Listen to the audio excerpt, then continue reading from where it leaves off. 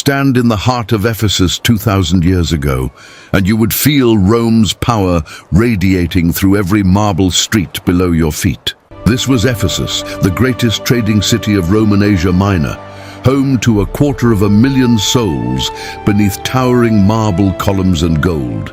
Ships from Egypt, Greece, and Syria filled its harbor, carrying silk, spices, wine, and dreams of fortune into the ancient Roman world below. But before we walk its avenues, remember this.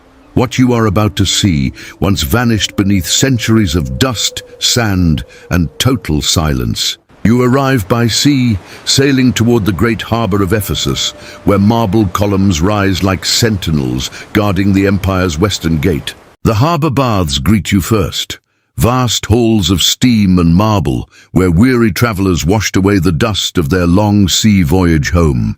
From here, the Arcadian Way stretches before you, a grand marble boulevard lit by torches, lined with columns and statues of proud emperors. Merchants shout in a dozen languages, their stalls overflowing with silk from China, spices from India, and wine from every Roman shore town. Above the crowd, the scent of roasted meat and burning incense drifts through the air, mixing with salt carried in from the nearby Aegean Sea. This is only the beginning. Ahead lies a city built to dazzle, to impress, and to declare Rome's power to the entire ancient civilized world. Walking deeper into the city, you reach the Commercial Agora, the beating economic heart where fortunes were made and lost within a single day. Traders barter over olive oil, pottery, and precious gems, while slaves and citizens alike move through the crowded stone colonnades daily. Then rising before you like a temple to knowledge stands the magnificent Library of Celsus, its facade carved with impossible precision. Once home to 12,000 scrolls, this library made Ephesus one of the greatest centers of learning in the entire ancient Roman world. Legend says a secret tunnel once connected this library to a brothel across the street, hidden beneath the watchful eyes of the whole city. Whether myth or truth, it reveals something real. Ephesus was a city of contradictions, sacred wisdom living beside forbidden pleasure below. Continue along the marble street, and the ground begins to rise toward one of the greatest structures in the entire ancient civilized world. The Great Theatre emerges, carved directly into the hillside, capable of seating 25,000 roaring Roman spectators all at once. Here gladiators once fought, actors performed ancient tragedies, and later early Christians faced hostile crowds for their bold new beliefs. The acoustics were so precise that a whisper on stage could be heard clearly in the highest row, high above the entire ancient city below.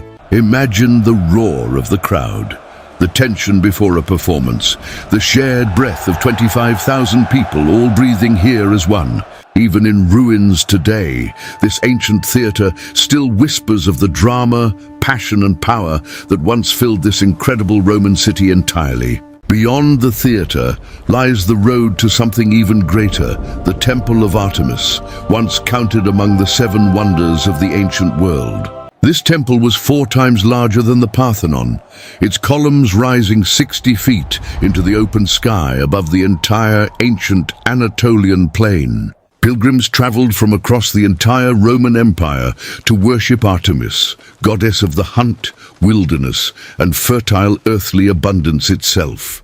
Priestesses performed sacred rituals inside, while outside, merchants sold amulets, incense, and tiny silver statues of the great goddess. Fire, earthquakes, and invaders would eventually destroy this ancient wonder, leaving only a single reconstructed column standing here today. Yet in its glorious time, it was the beating spiritual heart of Ephesus, drawing devotion from every distant corner of the ancient known world. Turn away from the great temples now and step into the wealthy terrace houses, where Ephesus reveals its most private and intimate secrets. These homes belong to the wealthiest families in the city, decorated with vivid frescoes, imported marble, and intricate mosaic floors. Here, families ate reclining on couches, children played in shaded courtyards, and private baths offered a luxury few could ever truly imagine. Heated floors warmed the winter nights, while intricate plumbing carried clean water through walls few Romans elsewhere ever truly possessed.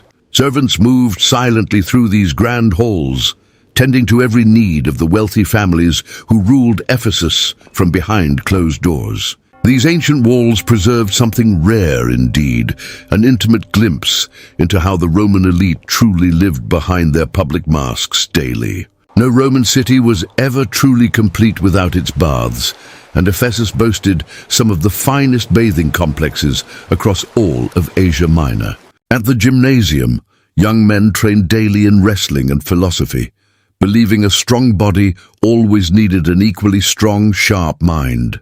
In the public baths, citizens gathered daily to gossip, debate politics, discuss business, and escape the summer heat of the Mediterranean sun. The great bathhouses featured heated pools, cold plunge baths, massage rooms and libraries, blending pure relaxation with total daily luxury. Social status was everything in this ancient city, and where you bathed revealed exactly how much power and wealth your family truly held.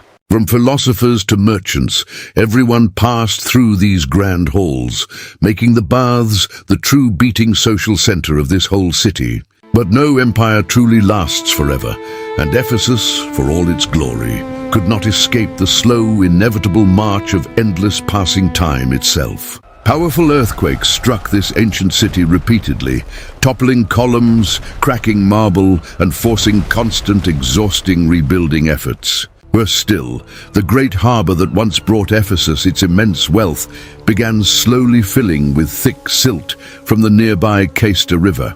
Ships could no longer reach the once great harbor docks.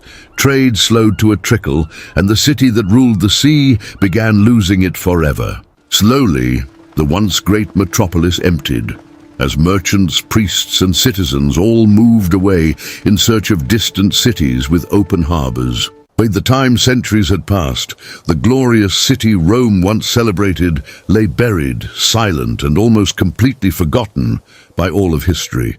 Today, archaeologists have uncovered only a small fraction of ancient Ephesus, yet even these ruins reveal a civilization of staggering scale. The library still stands, the great theater still echoes, and the ancient marble streets still remember every footstep that once passed here. Ephesus reminds us that even the greatest cities can fall completely silent, yet their stories never truly disappear from human memory again. Empires rise and powerful empires fall, but the human spirit that built these wonders continues to echo through every stone that remains. If this journey through ancient Ephesus moved you, subscribe now and join us as we uncover more forgotten wonders of the ancient world today. Tell us in the comments below which lost city or forgotten empire you want us to bring back to life next on this incredible history channel.